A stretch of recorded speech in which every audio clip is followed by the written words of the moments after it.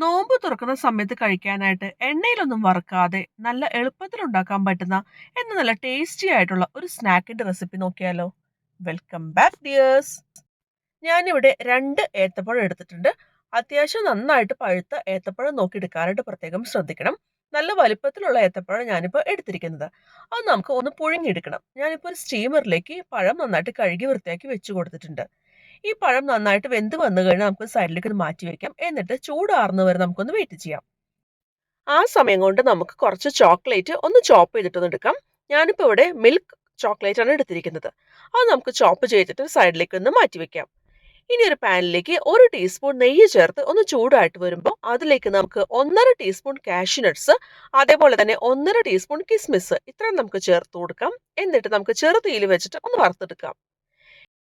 ഇതൊന്ന് മൂത്ത് വന്നു കഴിഞ്ഞാൽ അതിലേക്ക് നമുക്ക് 1 കപ്പ് ചിരകിയ തേങ്ങ ചേർത്ത് കൊടുക്കാം. ഫ്രഷ് ആയിട്ട് ചിരകിയ തേങ്ങ വേണം എടുക്കാനായിട്ട്. ഇനി നമുക്കൊന്ന് മിക്സ് ചെയ്യാം. ഇനി അതിലേക്ക് നമുക്ക് മധുരത്തിന് ആവശ്യത്തിന് മിൽക്ക് ചോക്ലേറ്റ് നമ്മൾ ചോപ്പ് ചെയ്ത് വെച്ച് ചേർത്ത് കൊടുക്കാം. ഞാനിപ്പോൾ ഇവിടെ 1 കപ്പാണ് ചേർത്ത് കൊടുത്തിട്ടുള്ളത്. നിങ്ങളുടെ ഓരോരുത്തരുടെയും മധുരത്തിനനുസരിച്ച് നമുക്ക് ചേർത്ത് കൊടുക്കാം. ഇനി നിങ്ങളുടെ കയ്യിൽ ചോക്ലേറ്റ് ഇല്ലാന്നുണ്ടെങ്കിൽ ഡയറി മിൽക്ക് അതുപോലുള്ള ഏത് ചോക്ലേറ്റും മതി കേട്ടോ.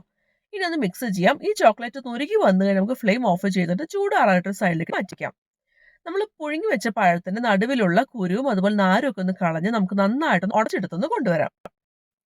ഇനി നമ്മളുടെ 2 കൈയിലും കുറച്ച് നെയ്യ് അല്ലെങ്കിൽ ഓയിൽ അല്ലെങ്കിൽ വെളിച്ചെണ്ണ അങ്ങനെ എന്തെങ്കിലും തടവിയതിന് ശേഷം ചെറിയൊരു പോർഷൻ നമ്മൾ ഉടച്ചെടുത്ത പഴം നമുക്ക് എടുക്കാം. എന്നിട്ട് നമുക്ക് കയ്യിൽ വെച്ച് നന്നായിട്ടൊന്ന് ഉരുട്ടിയെടുത്തിട്ട് ഒന്ന് ഷേപ്പ് ചെയ്ത് എടുക്കണം. നമുക്ക് ഇതുമുള്ള ഏത് ഷേപ്പിൽ വേണമെങ്കിലും ഈ ഒരു സ്നാക്ക് ഉണ്ടാക്കാവുന്നതാണ് കേട്ടോ.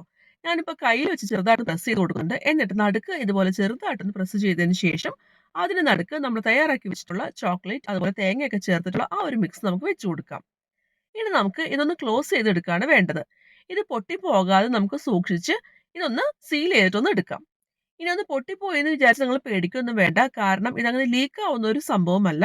ഓൾറെഡി നമ്മൾ തേങ്ങയും അതുപോലെ ചോക്ലേറ്റ് ഒക്കെ കുക്ക് ചെയ്തതിന് ശേഷമാണ് നമ്മൾ എടുത്തിരിക്കുന്നത്. ഇതുപോലെ നമുക്ക് ബാക്കിയുള്ള എല്ലാ സ്നാക്കും ഷേപ്പ് ചെയ്തിട്ട് എടുക്കാം. വലിയ സൈസാണെങ്കിൽ നമുക്ക് 6 വരെ കിട്ടുന്നതാണ് കേട്ടോ. ഇനി നമുക്കൊരു പാനിലേക്ക് കുറച്ച് നെയ്യ് ചേർത്ത് കൊടുക്കാം. വളരെ കുറച്ച്, 1 അല്ലെങ്കിൽ 1.5 ടീസ്പൂൺ മാത്രമേ ഞാനിപ്പോൾ ചേർത്ത് കൊടുക്കുന്നുള്ളൂ. ഇനി നമ്മൾ തയ്യാറാക്കി വെച്ചിട്ടുള്ള ഓരോ സ്നാക്കും അതിലേക്ക് നമുക്ക് വെച്ച് കൊടുക്കാം. ഇനി നമുക്കിത് ചെറു തീയിൽ വെച്ചിട്ട് ഒന്ന് ഷാലോ ഫ്രൈ ചെയ്തെടുക്കാം.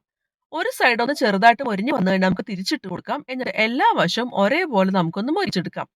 ഇത് നന്നായിട്ടൊന്ന് മൊരിഞ്ഞ് വന്നു കഴിഞ്ഞാൽ നമുക്ക് പാനിൽ നിന്ന് എടുത്ത് മാറ്റാവുന്നതാണ് കേട്ടോ.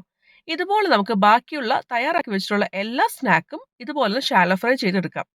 നമുക്ക് ഈ ഒരു സ്നാക്ക് ഉന്നക്കായ പോലൊന്നും എണ്ണയിലൊന്നും പൊരിച്ചെടുക്കേണ്ട ആവശ്യമില്ല ട്ടോ. അല്ലാതെ നല്ല ടേസ്റ്റ് ആണ്. നമുക്ക് ഇഫ്താർ സ്നാക്കായിട്ട് നോമ്പ് തുറക്കാൻ ഉണ്ടാക്കാൻ പറ്റുന്ന ഒരു കിടിലൻ സ്നാക്കാണ്. ഇനി അതല്ലാന്നുണ്ടെങ്കിൽ കുട്ടികളുടെ സ്നാക്ക് ബോക്സിലൊക്കെ വെച്ച് കൊടുക്കാൻ പറ്റുന്ന ഒരു കിടു എന്ന് വെച്ച കിടിലൻ സ്നാക്കാണ്. അപ്പൊ എല്ലാവരും ട്രൈ ചെയ്യണേ. വീണ്ടും അടുത്ത വീഡിയോയിൽ കാണാം.